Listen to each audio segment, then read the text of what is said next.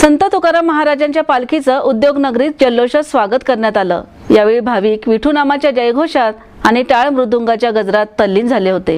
विठुरायाच्या भेटीचे आस घेऊन वैष्णवांचा प्रवाह पंढरीकडे मार्गस्थ झाला। देहूतील इनामदारवाड्यात पहिला मुक्काम करून गुरुवारी सकाळी 16 पुढे मार्गस्थ झाला।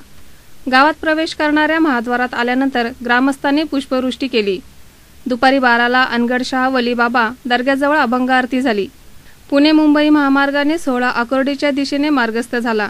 विठ्ठल भक्तीचे अभंग गात असतानाच पावसाच्या हलक्या सरी वारकऱ्यांचा आनंद द्विगुणित करत होत्या, तर भक्तिशक्ती समूह शिल्पाचा परिसर गर्दीने फुलून गेला होता।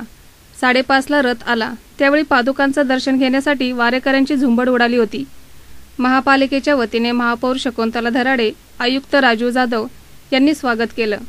शाळांची दिंडी पथकेही सोहळ्यात सहभागी झाली होती। मार्गावर ठिकठिकाणी वारकऱ्यांना सरबत, चहा, बिस्किटांचं वाटप केलं जात होतं।